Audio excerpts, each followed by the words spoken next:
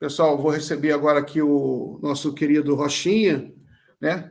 Advogado de Curitiba, que de vez em quando vem aqui para a gente falar de todos os assuntos, geopolítica, política nacional. Rochinha sabe de tudo, né? Deixa o advogado Luiz Carlos Rocha. Tudo bem, Miguel? Fala, Rochinha, tudo bem? Tudo em paz. No Nordeste, tem uma expressão nordestina que eu gosto muito. Ele falou: o cabra entende de voo de muriçoca a atracação de um navio. Boa noite para vocês aí. Sobre esse assunto que vocês estavam falando aí, eu quero dar um depoimento. Quando o presidente Lula estava em Curitiba, ele costumava dizer o seguinte, que ele, como presidente, a partir de 2003 até 2010, expandiu extraordinariamente as fronteiras comerciais do Brasil.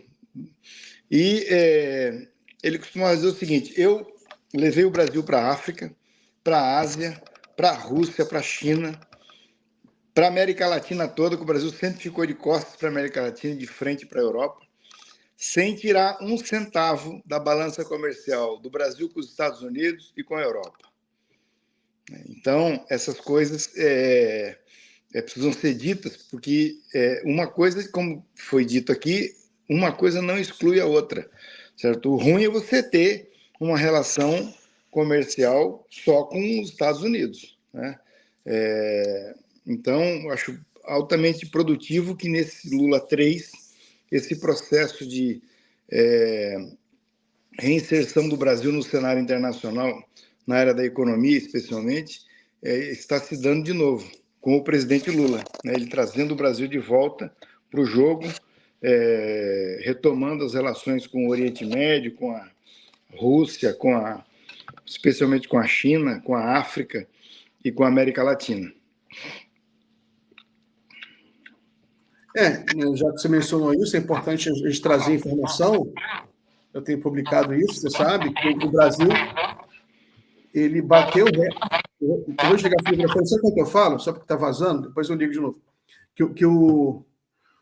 As exportações brasileiras para os Estados Unidos, no governo Lula, agora, 3, estão batendo recorde.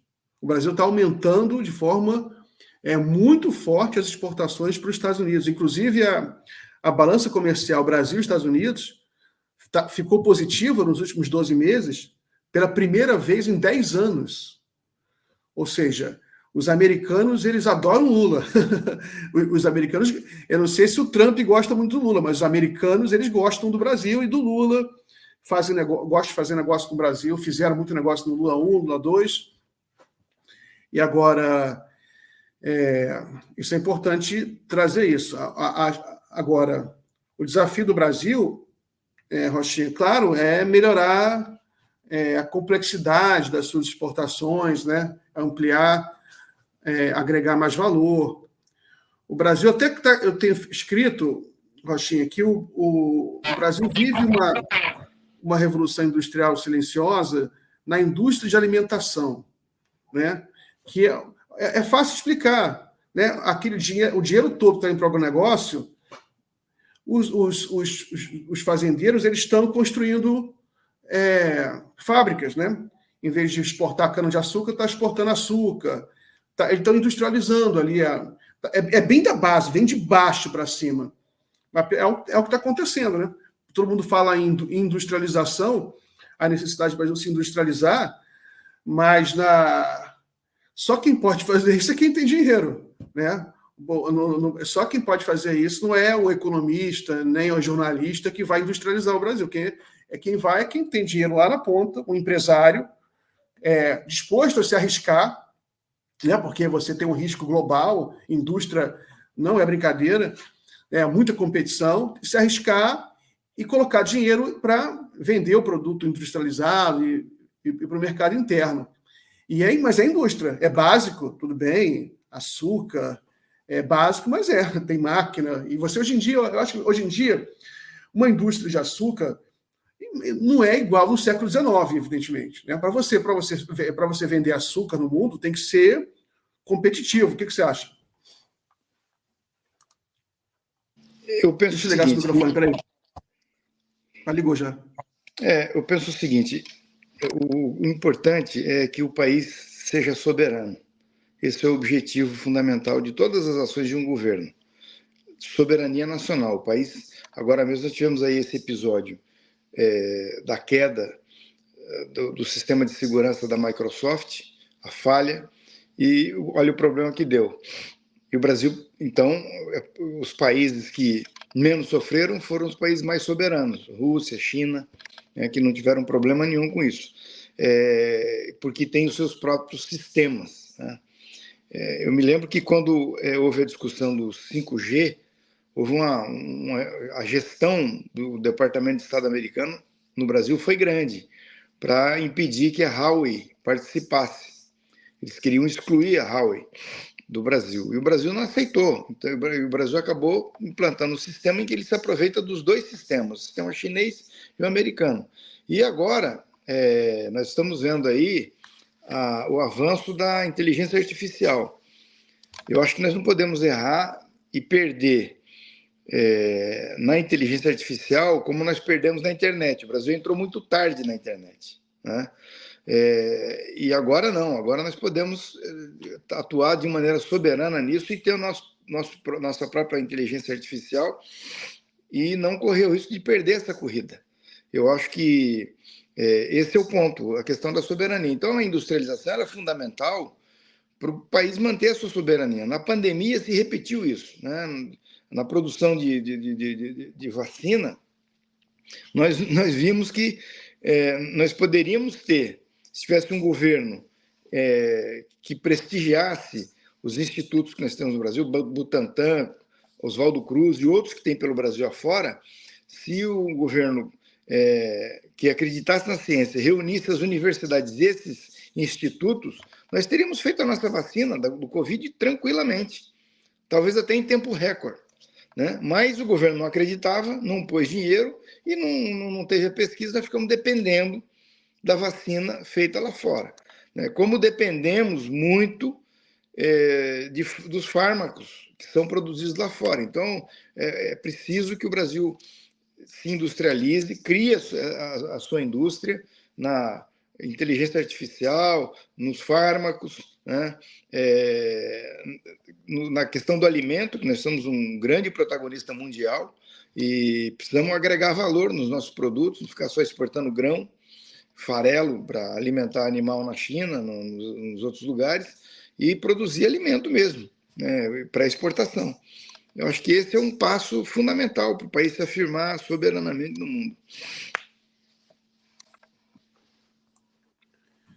Pois é. Essa questão dos medicamentos vai ser determinante, porque é uma indústria muito grande e todo mundo que analisa o setor sabe que é a que tem mais potencial para o Brasil crescer, apesar de ser uma das mais difíceis, porque tem muita tecnologia agregada, não é fácil, mas como o Brasil ele é um grande comprador em função do SUS, do Sistema Único de Saúde, então você consegue fazer uma política industrial planejada.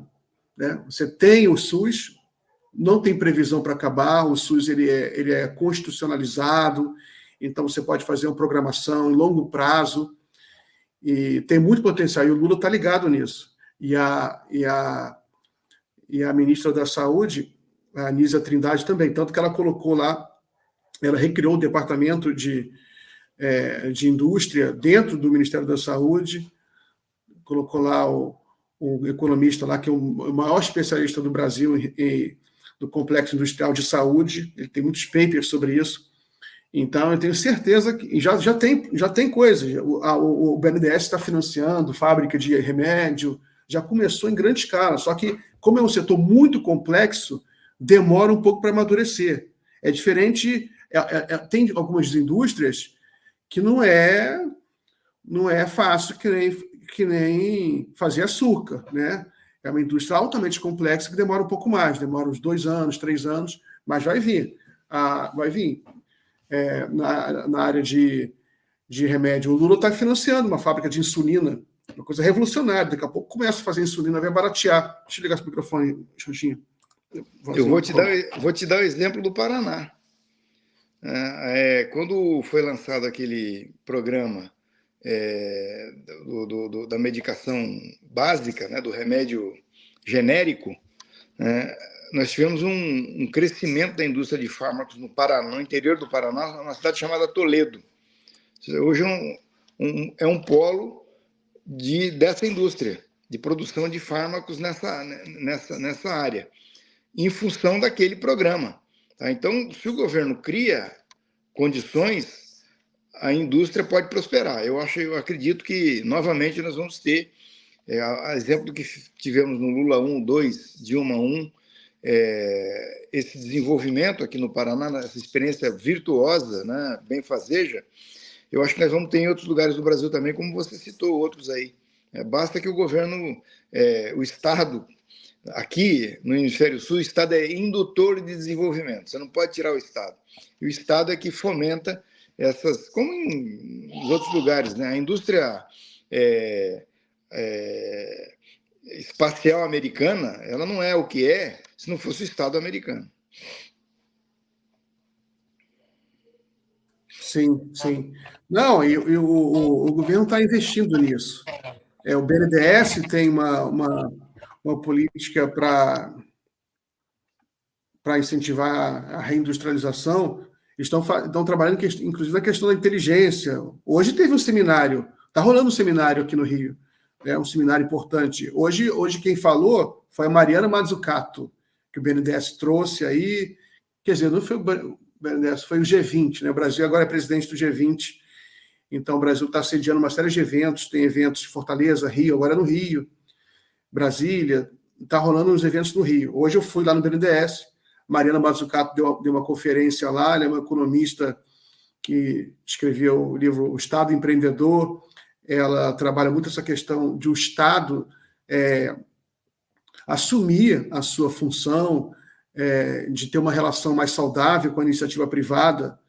Ela é contra termos assim, fixar o mercado. Ela acha que o Estado e o mercado têm que trabalhar de forma de parceria, e a maneira de pensar o Estado não pode pensar, a burocracia não pode ser travada, tem que ter uma burocracia criativa, ágil, mas ela defende o Estado social, que é fortemente empenhado em proteger o meio ambiente e política industrial, né? O negócio que ela tem um foco em missões. Ela critica a questão de você ter metas abstratas. Não, vamos agora fazer uma nova política industrial. Ficar nessa não vai dar lugar nenhum. Tem que ter uma missão. Vamos fazer, por exemplo, insulina no Brasil.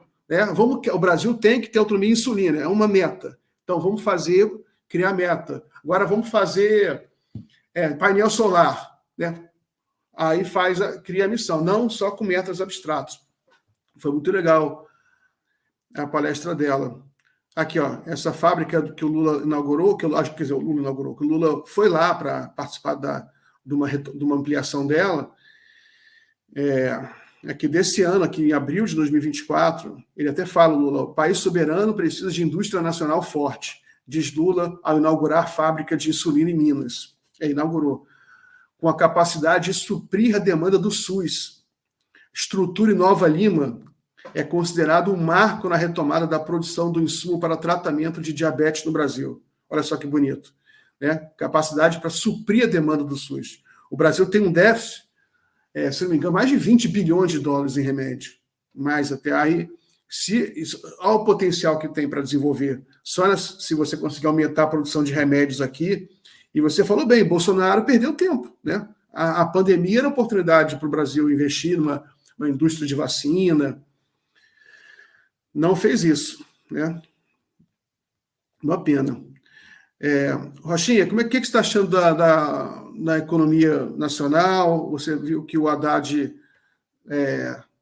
está aparecendo muito, né? Estão criticando muito o Haddad, fazendo meme com o Haddad, Taxade, esses memes aí contra o Haddad. E você acha que o Haddad está fazendo uma boa gestão? Você acha que por que estão criticando tanto o Haddad? Espera aí, Roginho, deixa eu ligar esse microfone, desculpe. Pronto. Olha, as críticas ao Haddad, elas têm fontes diversas, né? Nós temos uma crítica ao déficit zero, que é uma crítica de dentro do PT, de setores do PT que achavam que não deveria, o programa econômico não deveria ter optado por esse déficit zero, podia ter feito fugido desse objetivo, né? Porque nós estamos falando de meta, tá? Então podia ser uma meta de déficit 0,5, 0,1, sei lá. Então há uma crítica, ela foi expressada quando o programa, a ideia foi lançada, por uma parte da bancada do PT escreveu um manifesto e entregou para o presidente, para o Haddad. O Haddad foi até o PT, no encontro do PT, debater com a Gleisi sobre isso, a Gleisi explicitou isso também, né? Mas, enfim, o PT nunca deixou de apoiar e de votar em todas as matérias que o Haddad mandou para o Congresso, né? A bancada do PT é absolutamente fiel ao que está definido, né? Então, nós temos agora o anúncio desses 15 bi aí, desses cortes, que estão em decorrência dessa opção do déficit zero. Mas eu acho que está indo muito bem, certo? O Haddad está indo muito bem. Cumpriu até agora todos os seus objetivos. O que ele se propôs a fazer, ele fez. E aí surge um problema, porque como o Haddad é um político moderado, né? Ele, dentro do PT, a gente poderia colocar ele dessa forma. Não, existem setores mais à esquerda do PT, setores menos à esquerda, mais para o centro, mais moderados, e o Haddad é uma figura dessa, que tem um perfil para ser, inclusive, presidente da República, por conta dessa capacidade de moderar.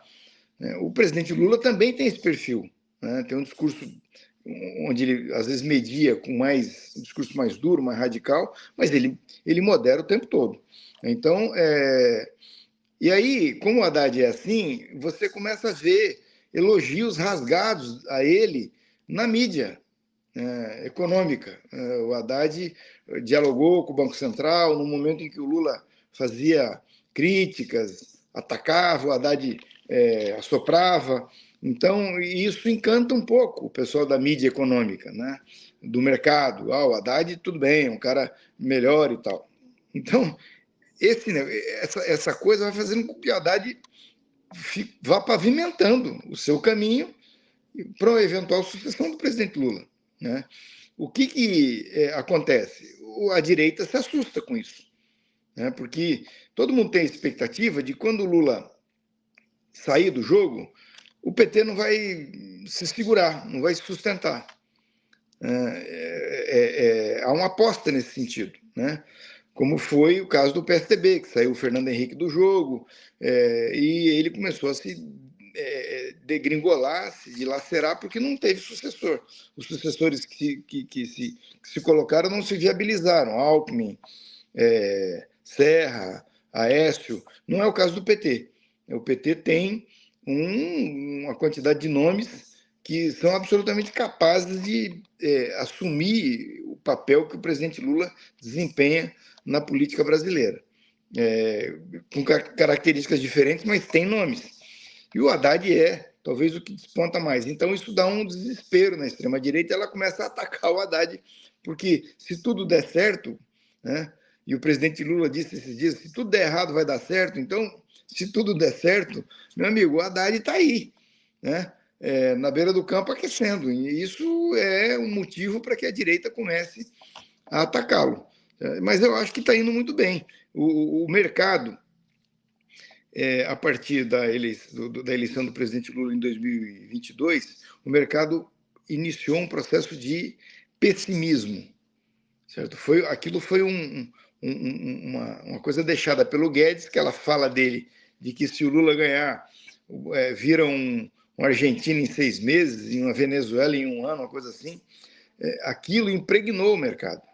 E o mercado começa o ano 2023 apostando tudo contra. Teve fundo de pensão que causou enormes prejuízos aos seus clientes por conta do pessimismo, né, que foi sendo vencido, certo, pela estratégia, pela persistência, pelo programa econômico bem elaborado do governo Lula III. Então, é natural que o Haddad comece a sofrer esses ataques, porque, de fato, a inflação está sob controle, o emprego cai vertiginosamente, certo? O crescimento, né, se prevê além da expectativa que o mercado estava apostando. Então, todas as apostas no mercado vão dando errado. Né? E por quê? Porque o Lula articula uma distribuição de dinheiro, ainda que modesta, nas pessoas, isso fomenta o consumo, certo? A posição dele, o discurso dele, as articulações internacionais dele atraem investimento, o governo retoma as obras paradas, retoma o investimento, e isso aquece a economia.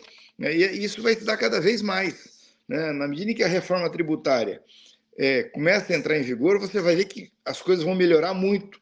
Né? Eu acho que o Lula chega em 2026 absolutamente imbatível, e se a reforma tributária cumprir o papel que ela se dispõe a cumprir, o Haddad chega em 2030, ou um outro candidato do PT, com condições do PT fazer um ciclo de 16 anos de poder. Para mim, isso está muito claro. Por isso é que bate o desespero. Né? Esses ataques ao Haddad, um ministro da Economia que está fazendo tudo certo, tudo de uma maneira a não espantar o mercado, e aí os ataques vêm. Né? Ninguém chuta cachorro morto. Muito bem, Rochinha. Sobre as eleições municipais, como é que você está vendo aí o desafio, né? E como você vê também, e são duas perguntas, né? A gente só tem 4 minutos. Eu queria ter a sua opinião sobre a Kamala Harris. O que muda na eleição americana, na sua opinião? Olha, eu acho que na eleição municipal, eu acho que a eleição municipal só tem uma eleição que interessa. Tá? Para o Brasil, para o jogo, para o macro, o jogo da macropolítica, é a eleição de São Paulo.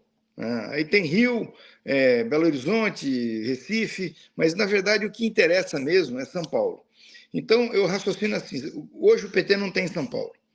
Tá? Há muito tempo não tem São Paulo. O último prefeito de São Paulo do PT foi o Haddad. Se o PT ganhar, certo? Ele ganha muito. Muito. Né? Porque coloca mais uma pedra no tabuleiro com um peso enorme. E se o PT perder, não perde nada, porque ele já não tem.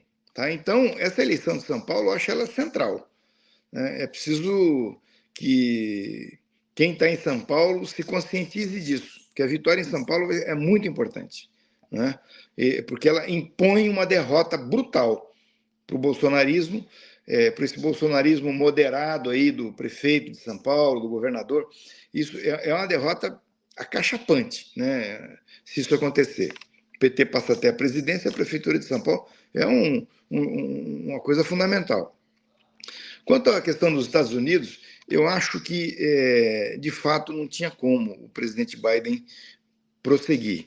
Eu me atrevo a dizer, certo, que esses dias atrás eu fiz o exercício de pegar as imagens, as falas, o jeito de caminhar dele, quando ele foi eleito a primeira vez com o Obama, na vice-presidência do Obama, e comparar com o Biden de hoje. Rapaz, a diferença é abissal. Sabe? O Biden de hoje ele anda duro, curvado, a impressão que dá que ele tem algum tipo de patologia, né, que enrijece a pessoa. Ele começa a caminhar com passinhos curtos, né, e não bastasse essa questão física, que assim você olha e fica preocupado com o que você vê, há também o problema da dislexia, né, de ele ir falar e não conseguir falar, como aconteceu no debate. Isso é muito seríssimo, muito sério. Num país como os Estados Unidos não pode correr esse risco. E eram mais 4 anos. Né? Então, se você pega o Biden do Obama 1 e compara com o Biden do outro, você vê que houve um declínio, né, da pessoa, do físico. E isso, se você projeta para mais 4 anos, você fala, pô, vai chegar lá no segundo ano de governo, vai ser uma coisa terrível, né? Então, eu acho que essa providência dele sair foi benfazeja. Eu penso que, se ela foi escolhida, os democratas têm toda a chance de voltar a ganhar a eleição, porque o eleitor que votou no Biden votou. Uma parte, que são os democratas, votaram porque votam no Partido Democrata, e uma outra parte da sociedade americana votou contra o Trump. Esse grupo social que votou contra o Trump vai votar contra o Trump de novo, pelas mesmas razões, porque o Trump é o mesmo, não mudou nada, né? Então, eu penso que se os democratas fizerem um bom trabalho, vão conseguir ganhar a eleição, na minha opinião, com uma certa folga até. Porque agora também vai se inverter, viu, Miguel? Agora o velho é o Biden, o Trump. Ele, comparado com a Kamala Harris, ou um outro, né, que escolham, são todos jovens, né? As opções que tem são todas com pessoas na faixa de 50 anos. Então, 55 anos. Então, vai ser assim mesmo. O Trump vai sofrer o que o Biden sofreu até agora. Muito bem, Rochinha. Muito obrigado, então, pela conversa. São 7 horas, tenho que terminar agora. Forte abraço para você. Boa semana, meu amigo. Abraço a todo mundo que está aí te ouvindo sempre e abraço a você também. Valeu. Vamos encerrar aqui.